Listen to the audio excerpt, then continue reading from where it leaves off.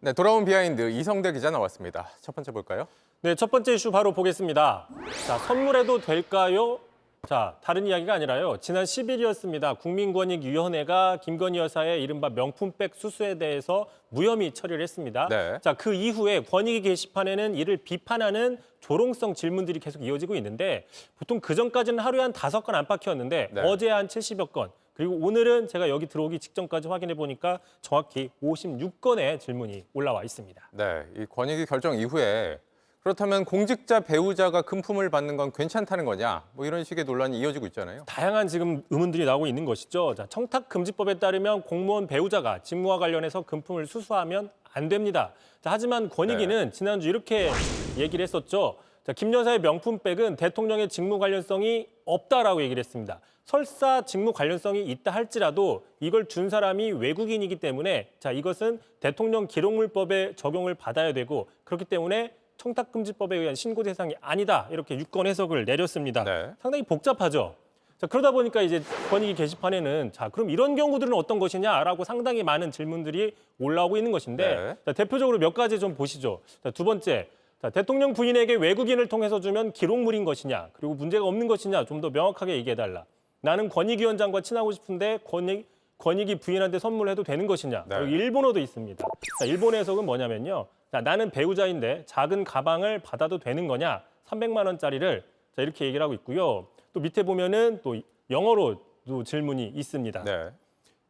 그러니까 이게 최재형 목사가 외국인이기 때문에 외국인이 준 선물은 대통령 기록물이 돼서 신고할 의무가 없다. 뭐 이런 것라고 뭐 주로 발표한 그런 걸 이제 비판을 하는 점을 예. 볼 수 있는데 자, 비꼬는 반응들인 거죠? 그렇습니다. 자, 말 나온 게 첫 번째, 외국인 친구가 권익위한테 물어보라고 했다라고 하면서 실제로 영어로 질문을 했는데 뭐 쉬운 영어입니다. 자, 저는 외국인입니다. 대통령 부인한테 작은 백을 드리고 싶어요. 300만 원짜리도 아닌데 외국인이 영부인에게 선물을 주어도 법적으로 문제가 없다고 들었습니다. 네. 권익위에 따르면 문제가 없는 겁니다.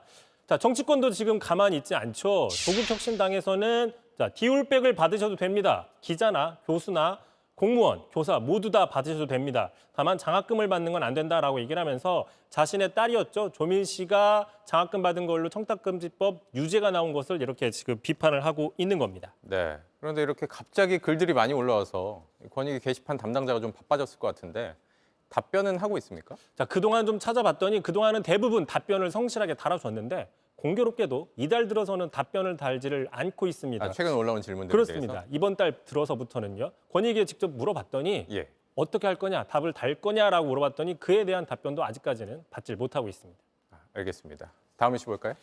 자, 두 번째 이슈 보겠습니다.